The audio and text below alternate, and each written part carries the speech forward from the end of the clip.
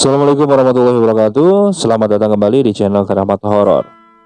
Kali ini saya masih akan melanjutkan cerita kemarin ya, tentang sebuah rumah tua yang menyimpan banyak misteri. Bagaimana kelanjutan kisahnya? Simak terus saja videonya sampai selesai. Dan seperti biasa, sebelum mulai ke ceritanya, siapkan kopi, siapkan cemilan supaya saat mendengarkannya lebih santai. Kalau sudah, kita mulai saja ke ceritanya. Ketukan pintu semakin keras terdengar, membuat semua orang yang berada di ruangan tengah bertanya-tanya, orang mana yang bertamu secara tidak sopan lewat pintu belakang.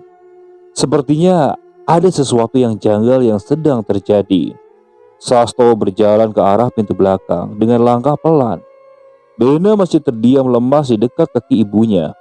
"Hati-hati pak," ucap Laras yang boleh khawatir dengan apa yang sedang terjadi. "Iya bu, mungkin orang iseng," jawab Sastro yang sudah memegang gagang pintu belakang. Secara perlahan pintu ditarik oleh Pak Sastro. Hembusan angin masuk saat pintu dibuka. Dingin mulai menusuk tulang. Padahal hari belum masuk petang. Sastro tak menemukan apapun di balik pintu yang telah terbuka. Hanya kebun kosong dengan pepohonan yang terus bergerak tertiup angin kencang. Mata Sastro terus memperhatikan sekitar. Barangkali ada orang yang tak berguna dan mengganggu keluarganya. Namun tak juga dia menemukan apa yang dicarinya, yang membuat hatinya gusar saat ini. Sastro segera menutup kembali pintu tersebut. Tiba-tiba ujung mata Sastro melihat ke bawah kakinya. Sastro merasakan seluruh tubuhnya itu bagaikan patung, tidak bisa digerakkan sama sekali. Pelan-pelan dia menoleh ke arah istrinya. "Bu, ada ular besar bu," ucapnya dengan suara agak ketakutan. "Pak, diam dulu di situ pak, tahan pak." Lara segera berlari ke arah dapur sambil mengambil garam yang ada di wadahnya. Pelan dia mendekat ke arah suaminya. Lantas Laras akhirnya melihat sosok ular tersebut. Dia terdiam dengan posisi melingkar di tubuhnya. Panjangnya entah berapa, lebarnya melebihi ukuran genggaman orang dewasa. Warnanya berwarna hitam pekat. "Bu, sini garamnya," ucap Sastro setengah berbisik. Ia tak ingin mengejutkan sosok ular tersebut. Lara segera memberikan garam itu kepada suaminya. Sastro memejamkan matanya. Mulutnya seperti merapalkan sesuatu, bahkan samar terdengar. "Aku tidak akan ganggu di sini. Pergi," ucap Sastro sembari menaburkan garam ke arah ular tersebut. Kepala ular tersebut terangkat dari posisinya. Lidahnya keluar masuk. Matanya mulai memperhatikan Sastro, seperti tahu dengan apa yang dikatakan oleh Sastro. Ular tersebut segera membalikkan tubuhnya, pergi menuju kebun di belakang rumah. "Ular apa itu pak?" tanya Laras. "Bukan ular biasa itu bu. Kamu hati-hati," ucap Sastro. "Kamu bagaimana sih pak? Kok bisa kamu milih kontrakan kayak gini? Baru 2 hari kita berada di sini, sudah banyak hal aneh yang terjadi," ucap Laras penuh kesal. Mau apa toh bu? Aku mau pindah loh pak. Aku nggak bisa di sini. Aku nggak kuat. "Aku nggak bisa pindah lagi bu. Uang pegangan sudah habis. Gak ada yang bisa dijual lagi. Mau apa? Mau nyupang?" jawab Sastro yang sedikit emosi. "Pak, jaga bicaramu. Lalu mau apa? Mau apa? Kondisi kita seperti ini. Kamu harus terima, kalau tidak..." Pak, bu, sudah bu, pak," ucap Bena memotong perdebatan kedua orang tuanya. Keadaan mendadak sunyi. Laras dan Sastro hanya saling menatap, tak berani lagi melanjutkan perdebatan di depan anak pertama mereka. "Maaf, Bapak emosi," ucap Sastro singkat. Yang jadi pertanyaan, sumur ini bagaimana? Gak ada airnya. Bena mandinya bagaimana? Tanya Bena kepada orang tuanya. "Bu, bagaimana?" Sastro bertanya lagi. "Aku lagi yang harus minta tolong sama tetangga," Laras menjawab dengan kesal. "Kamu yang kenal Bu Marni, coba minta tolong dulu," ucap Sastro setengah memohon. "Ya wis, Raka Panji, mau ikut ibu tidak?" teriak Laras sambil melangkah keluar. Suasana sore itu tidak terlalu baik.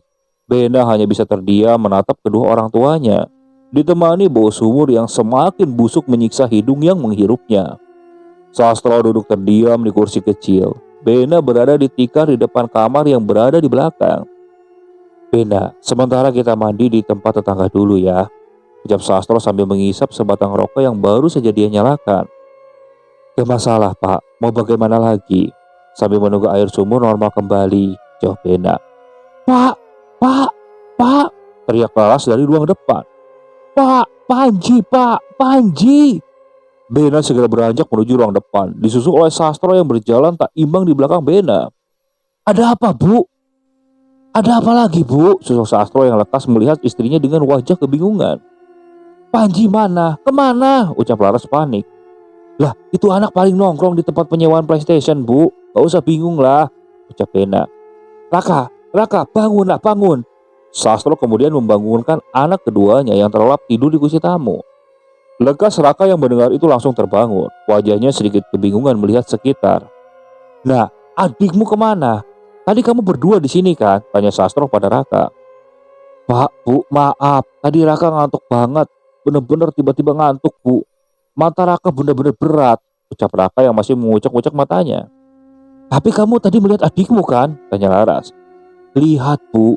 Raka lihat ada perempuan datang, duduk di sebelah Panji. Habis itu Raka gak bisa nahan ngantuk lagi, Bu, ucap Raka dengan wajah penuh ketakutan. Semua orang terdiam di ruangan tersebut. Tak ada yang menyadari dari tadi ternyata ada orang yang datang ke rumah ini tanpa permisi. Sastro terdiam memikirkan sesuatu, sedangkan Laras tampak panik memikirkan anak terakhirnya itu. Bena bergegas berjalan keluar mencari tahu, kali saja adiknya hanya pergi bermain. Ia berlari menuju tempat biasa adiknya bermain PlayStation.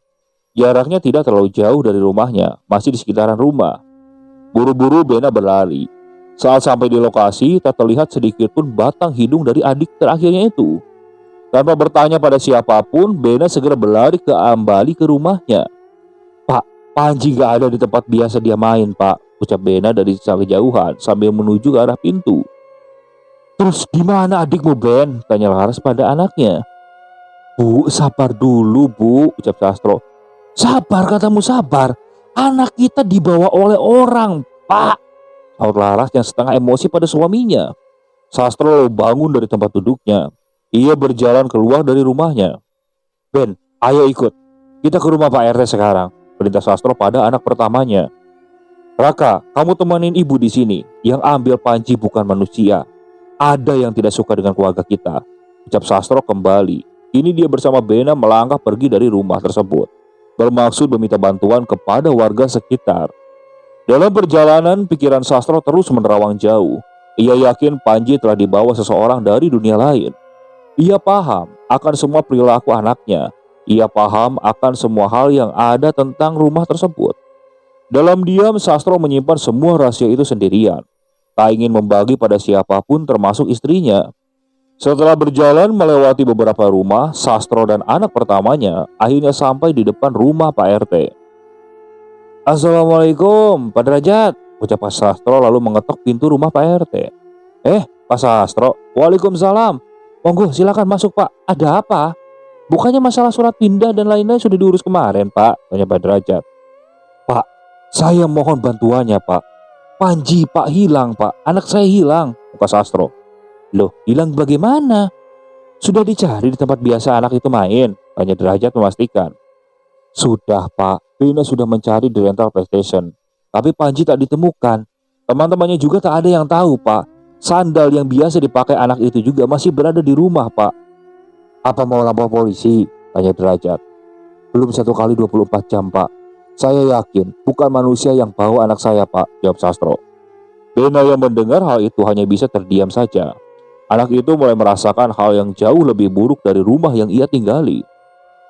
Sudah saya bilang Pak, pikir kembali untuk tinggal di rumah itu. Tanah itu terkutuk Pak. Sudah banyak yang tidak betah berada di rumah itu. Sekarang kita datang ke rumah Mbak Karma. Siapa tahu ada petunjuk dari beliau. Beliau juga yang biasanya menyelesaikan hal-hal seperti itu. Derajat menawarkan pilihan. Mari Pak, saya yakin anak saya dibawa makhluk lain. Tadi juga saya melihat ular hitam besar di pintu belakang rumah Pak, jawab Sastro. Baik sebentar Pak, saya ganti baju dulu, pinta Derajat. Tak perlu waktu lama, Pak Derajat, Pak Sastro dan Bena berangkat menuju kediaman Mbah Krama. Orang yang dipercaya warga sekitar sebagai tokoh masyarakat. Usianya tak lagi muda. Beliau adalah orang yang dipercaya mampu menangani hal-hal yang berkaitan dengan makhluk tak kasat mata. Beberapa sumber menyebutkan, di sekitaran rel kereta api setelah terjadi kecelakaan, biasanya Mbah Krama akan membantu menetralisir tempat tersebut.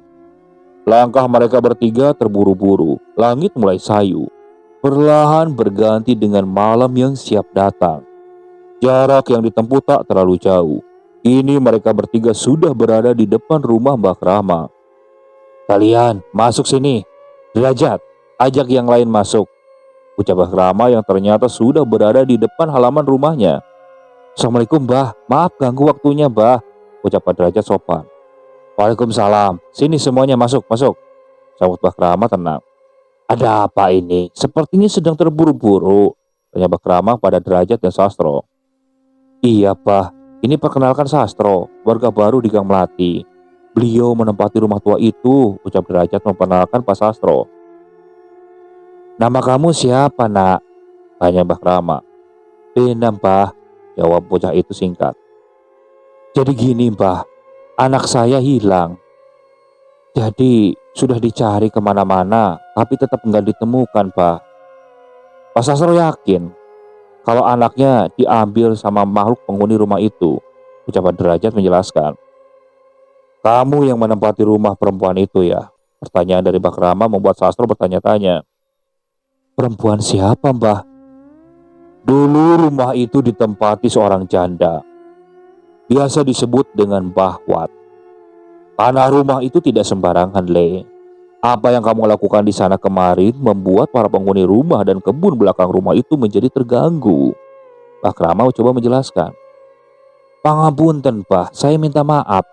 Saya hanya ingin tinggal di rumah itu, tak ingin mengganggu yang lain.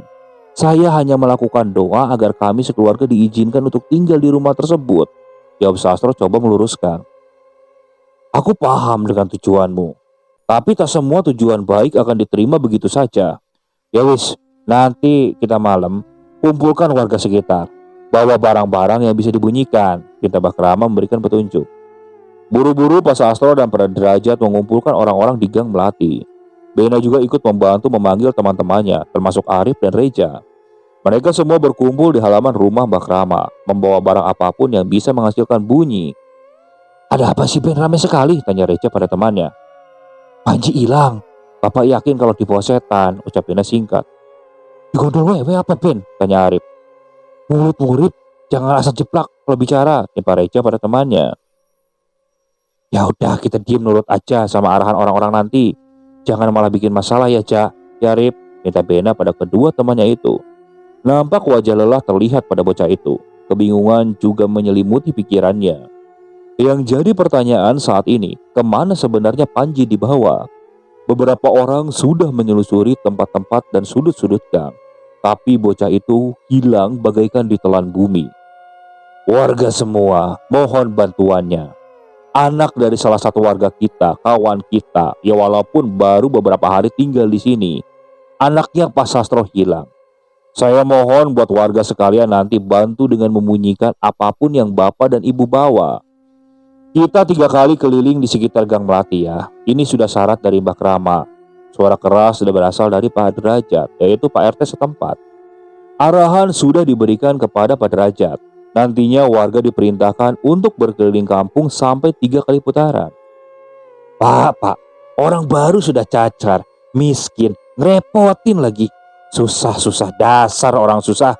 Suara hinaan keluar dari salah satu warga. Semua mata tertuju pada satu sosok tersebut. Sosok laki-laki dengan badan tinggi putih bersih. Dia adalah salah satu orang yang dikenal cukup mampu dan juga tinggal di wilayah tersebut. Pak Lukman namanya. "Maaf Pak, mohon maaf, salah saya apa Pak? Sampai tega bicara seperti itu?" Sastro lalu bertanya langsung. "Saya pulang dari kantor capek Pak, malah disuruh buat keliling kampung ngurusin masalah gak jelas kayak gini. Harusnya lapor polisi saja Pak, bakal jelas itu anaknya mau kemana. Paling juga nongkrong di Jalan Pantura sama pengamen jalanan." "Jaga bicara Anda Pak, kalau tidak mau membantu silakan tinggalkan tempat ini Pak," ucap Sastro memotong perkataan Pak Lukman. Sombong sekali. Wong melarat miskin kamu. Kamu tahu, kamu tinggal di situ karena ongkos sewanya murah kan? Murah gak masuk akal. Sudah tahu rumah itu gak layak huni manusia, masih saja nekat, ucap Pak Lukman yang semakin menjadi-jadi. "Pak Lukman, cukup Pak. Agar proses ini berjalan, mari kita laksanakan tanpa adanya perdebatan. Kita warga di sini paham dengan kondisi rumah tersebut, paham akan rumor yang sering beredar tentang tanah itu. Agar tidak terjadi hal-hal yang tidak diinginkan, mari kita arahkan dan jalankan apa yang diperintahkan oleh Mbak Rama. Mari, tak usah ada perdebatan lagi, ucap Pak Derajat coba menengahi perdebatan yang terjadi. Sabar ya Pak Sastro, orang itu memang sombong sekali. Mentang-mentang kerja di bank, sudah merasa paling kaya di kota ini. Padahal cuma pegawai, bisik Bu Mari coba menenangkan Pak Sastro. Iya Bu, tidak apa-apa. Saya paham dengan posisi saya Bu, ucap Sastro. Hari mulai memasuki petang. Matahari mulai terbenam di ufuk barat. Warga akhirnya berjalan mengelilingi Gang Melati. Berjalan terus menuju Gang Mawar lalu kembali lagi ke Gang Melati. Dua gang tersebut secara langsung terpisah oleh kebun yang berada di belakang rumah kontrakan yang ditinggali oleh Pak Sastro dan keluarganya. Suara kentongan dan beberapa alat dapur terus dibunyikan. Nama Panji terus mereka sebut. Bularas yang ikut dalam rombongan juga meneriaki nama anaknya. Ia berjalan menggandeng Raka, sedangkan Bena bersama dua orang temannya di depannya. Ada Pak Sastro dan Pak Derajat yang memimpin rombongan. Mbah Rama sedari awal tidak ikut dalam rombongan tersebut. Ia hanya berdiri di depan pohon beringin di dekat kebun. Kereta api beberapa kali lewat. Tak terasa, warga sudah 3 kali mengelilingi jalur tersebut. Kini mereka semua berhenti di depan pohon beringin yang memisahkan antara rel kereta api dan kebun. Pak Rama, sudah 3 kali kita berkeliling Gang Melati dan Gang Mawar. Selanjutnya bagaimana, Pak? Tanya Pak Derajat. Tanpa menjawab pertanyaan yang dilontarkan Pak Derajat, Mbah Rama lalu melangkah menuju kebun di belakang rumah. Setelah itu, ia berdiri di depan kebun tersebut. Wajahnya sesekali menatap ke atas. Asap mengepul keluar dari mulutnya. Wajahnya lalu menengok ke arah belakang, mengisyaratkan agar semuanya segera mendekat ke arahnya. Tak menunggu waktu lama, Pak Sastro segera bergerak dengan langkahnya yang tak imbang, disusul oleh Pak Derajat dan yang lainnya. Sastro, masuk ke tengah kebun, nak. Anakmu ada di situ sendirian, ucap Mbah Keramat tanpa menunggu waktu lama lagi. Pak Sastro masuk ke tengah kebun. Hawa aneh dirasakan Sastro dan yang lainnya. Rasanya panas bagaikan di dalam oven. Padahal malam itu angin laut berhembus kencang dari arah utara. Dengan langkah perlahan, Sastro dan yang lainnya menuju ke tengah kebun. Samar-samar matanya menangkap sesuatu. Panji terduduk lesu di tengah kebun, tepat di belakang rumah kontrakan itu. Rasa bingung menyelimuti Bena yang datang setelah bapaknya. Bagaimana bisa adiknya berada di tengah kebun tersebut? Pak Sastro dibantu oleh warga setempat. Akhirnya berhasil menemukan anaknya yang seharian tak kembali. Rasa haru menyelimuti wajah Pak Sastro. Bu Laras langsung memeluk anak terakhirnya tersebut, sembari terus mengusap kepala anak itu, dan terus menenangkan Panji yang terus menangis ketakutan. Kondisinya tidak baik, Pak. Sebaiknya lekas bawa anak Bapak ke dalam rumah, ucap Derajat selaku RT yang memimpin pencarian tersebut. Pak Sastro segera menggendong anaknya. Para warga yang melihat itu pun segera merasa lega. Bu Laras masih menangis. Raka berusaha menenangkan ibunya. Bena terdiam melihat pohon yang berada di tengah kebun tersebut, tempat di mana adiknya ditemukan. Woi, jangan ngelamun, ayo balik, ucap Reja mengagetkan Bena. Iya Ben, sekarang udah malam, Panji juga udah ketemu, ayo balik, ucap Arif menambahkan. Semua warga kembali ke tempatnya masing-masing. Namun ada beberapa warga yang masih berkumpul di halaman rumah Pak Sastro. Pak Derajat ikut mengantar. Mbak Rama juga masih berdiri di depan pohon mangga yang berada di depan halaman rumah Pak Sastro. Sudah selesai malam ini, selanjutnya apa, Wat? Uang Mbak Rama di depan pohon mangga. Panji, kamu kemana saja? Ibu sama yang lain nyari kesana kemari. Kamu kemana, nak? Ucap Laras yang ingin tahu kebenarannya. Panji dibawa Mbah Putri. Tadi Panji dibawa main, tapi Panji takut saat mau pulang. Mbah Putri gak mau nganter, ucap Panji yang masih menangis. Mbah Putri siapa, nak? Tanya Sastro. Mbah Putri yang kalau pagi suka nyapu rumah ini, Pak, ucap Panji. Semua orang kebingungan, termasuk Sastro dan istrinya. Bena dan Raka hanya terdiam melihat kondisi adiknya. Mungkin saat ini banyak tekanan yang dirasakan oleh Panji, berbeda dengan yang lain. Pak Lukman tampak masih mengawasi keluarga tersebut. Dia nampak berbicara dengan Pak Derajat, keduanya terlihat sedang berdebat kecil. Tak lama berselang, Pak Lukman menuju Mbah Rama yang berdiri di bawah pohon mangga. Mau sampai kapan Pak kayak gini terus? Rumah ini harus dibakar. Yang punya nggak bisa bangun, yang tinggal di sini nggak bisa lama. Lalu apa fungsinya? Ucap Pak Lukman. Man, tidak semudah itu. Bukan masalah rumahnya, tapi masalah pada orang yang dulu menempati rumah ini. Ucap Mbah Rama coba menjelaskan. Semua mata tertuju pada Mbah Rama yang baru saja mengucapkan kalimat tersebut. Seakan ada rahasia besar yang tersimpan akan rumah kontrakan ini. Orang yang tinggal di sini gak akan betah, gak ada pula yang mau membersihkan tempat ini. Lalu sekarang muncul gangguan yang lain yang barusan terjadi. Rumah ini terkutuk, Mbah, ucap Pak Lukman keras. Terus kamu mintanya bagaimana? Ingin orang-orang kerasukan lagi seperti waktu kamu kecil dulu kejadian? Mau keulang lagi kayak gitu? Jawab Mbah Rama yang sedikit kesal, sehingga membuat Pak Lukman terdiam. Ya sekarang, aku tidak mau ikut-ikut. Aku gak mau ada korban lagi, Pak. Jawab Pak Lukman beberapa saat kemudian. Kini ia pergi meninggalkan rumah Pak Sastro. Semuanya terdiam melihat apa yang barusan terjadi. Sikap Pak Lukman yang keras hingga perdebatan yang terjadi antara dia dan Mbah Rama membuat Bena semakin menyimpan banyak pertanyaan tentang rumah ini. Bapak-bapak, ibu-ibu, saudara semuanya, monggo silakan kembali ke rumah masing-masing. Panji sudah ketemu. Sekarang biarkan Pak Sastro dan keluarganya bisa beristirahat.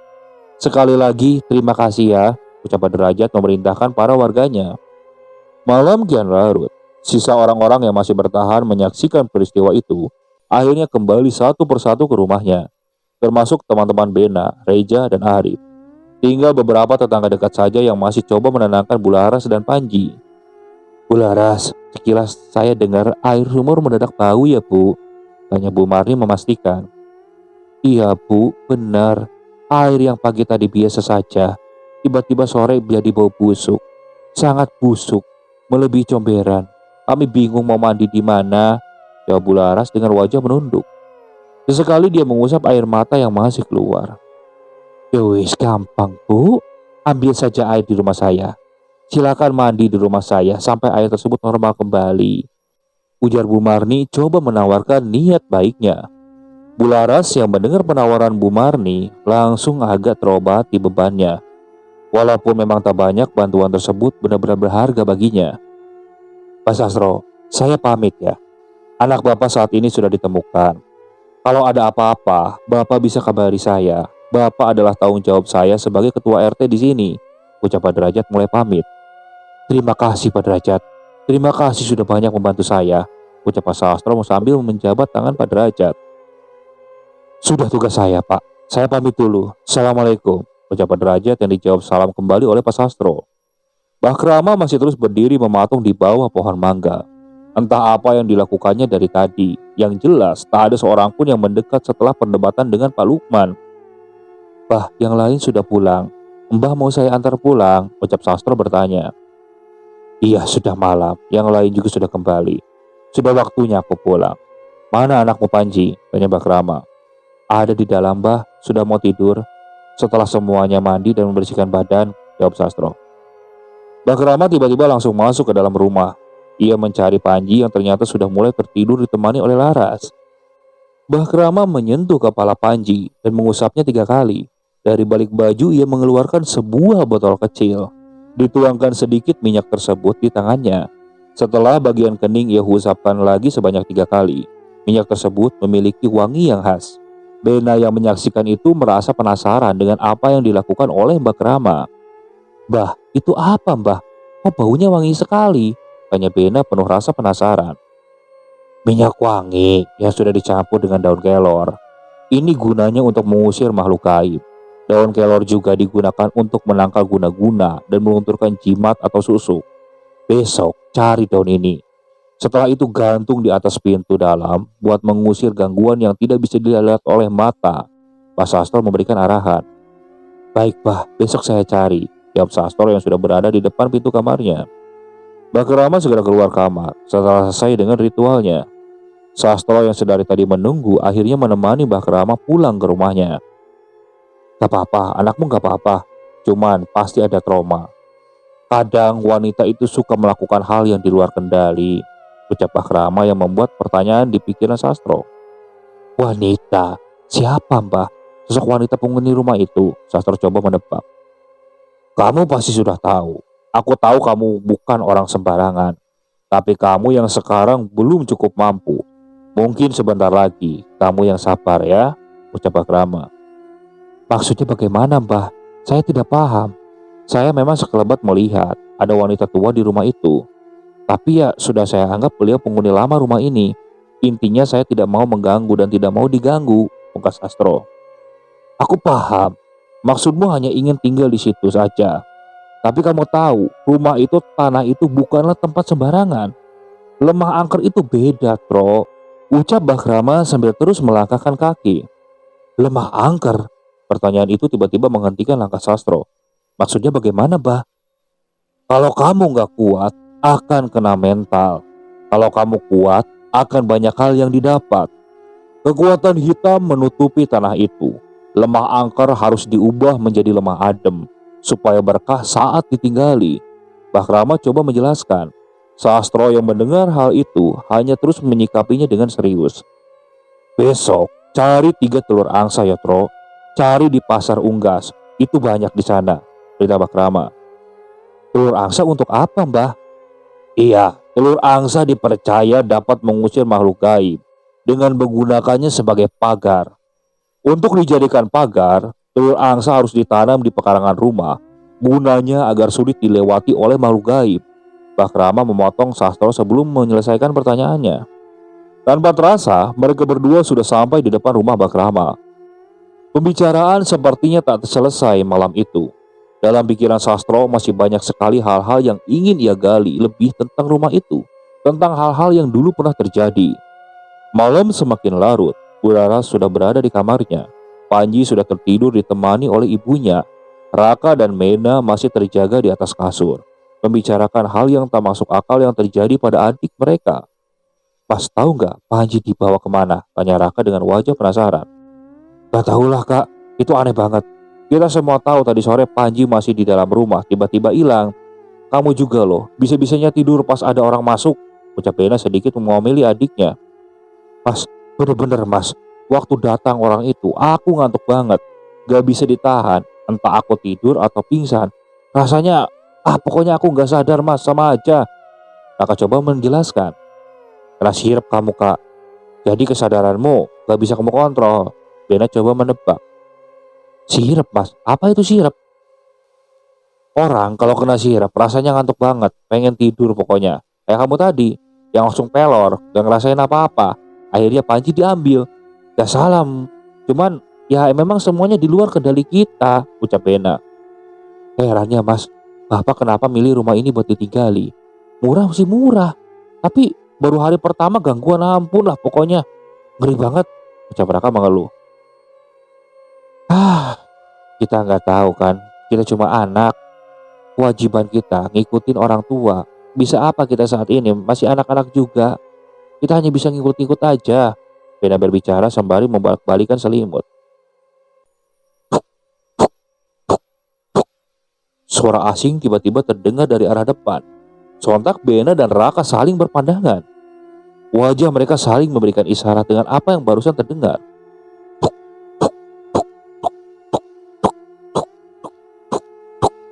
Suara itu terdengar kembali, semakin jelas. Arah suara itu benar-benar datang dari arah halaman rumah. Ibu Laras tampak sudah tertidur pulas bersama Panji. Sedangkan ayahnya masih belum pulang ke rumah setelah mengantarkan Bakrama. Mas denger gak? Tanya Raka dengan penasaran bercampur dengan rasa takut. Dengar. Iya gak salah lagi, suara dari arah depan. Apa mungkin Bapak ya kak? Balas Bena bertanya. Mungkin Bapak pulang mas, Raka menebak-nebak. Gak mungkin, kalau Bapak pasti langsung masuk, jelas Bena.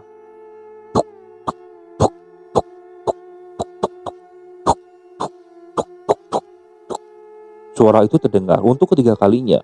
Kali ini rasa takut benar-benar datang menghantui Bena dan Raka. Namun rasa penasaran mereka berdua tak kalah besar. Bena bersiap keluar dari tempat tidurnya. Ia menarik adiknya untuk mengikutinya. Barangkali itu bukan hantu, tapi malah maling yang ingin masuk ke rumah. Tapi jauh di dalam hati Bena membatin. Orang bodoh mana yang mau mencuri di rumah ini? Tak ada yang bisa dibawa pulang, gumamnya dalam batin. Bena dan Raka melangkah pelan, tak ingin membuat ibu dan adiknya terbangun setelah satu hari mengalami hal yang janggal pada hidup mereka. Pelan tapi pasti, mereka maju menuju arah jendela yang tertutup tirai berwarna merah bercorak burung bangau terbang. Setelah sampai di depan jendela, Bena segera memegang sisi gorden tersebut. Kini sedikit demi sedikit, Bena memberanikan diri melihat apa yang ada di halaman rumahnya. Mata Bena langsung terbelalak, tak tahu lagi apa yang harus dia lakukan. Pikirannya langsung menerawang ke belakang, mengingat satu demi satu peristiwa yang terjadi di rumah ini. Kini, ia hanya tertegun sambil memandang ke depan. Raka yang melihat tingkah kakaknya langsung menyingkap kain yang tergantung di depannya. Raka tak kalah terkejut. Kini ia paham makhluk apa yang sebenarnya disaksikan oleh kakaknya. Mereka berdua terdiam, tak ada sepatah kata pun yang keluar dari mulut mereka. Hanya mata yang saling menatap tajam satu sama lain. Ada sosok hitam berdiri tegak di bawah pohon mangga, membelakangi mereka berdua. Rambutnya panjang, tubuhnya tinggi besar, warnanya hitam mengkilap, tergambar jelas pada kulitnya. Berulang kali dia menggerakkan kepalanya ke kanan dan kiri, membuat Bena dan Raka tertegun kaku, tak bisa menggerakkan tubuh mereka. Bocah bagus, wis bengi durung turu. Tiba-tiba terdengar suara wanita di antara kepala mereka berdua. Hingga tak berapa lama, suara itu tiba-tiba melengking keras. Keduanya kaget, hingga membuat mereka berdua langsung terjatuh tak sadarkan diri ke belakang. Oke, sekian dulu untuk cerita kali ini. Masih akan dilanjut dengan video selanjutnya. Oke, terus ikuti cerita yang dibawakan oleh channel Keramat Horor ini. Tak lupa saya juga ucapkan terima kasih kepada para penonton yang masih setia mengikuti cerita dari channel Keramat Horor ini. Semoga kalian selalu diberikan kesehatan, dilancarkan rezekinya, dan dijauhkan dari musibah. Oke, selamat ketemu di video selanjutnya. Assalamualaikum warahmatullahi wabarakatuh.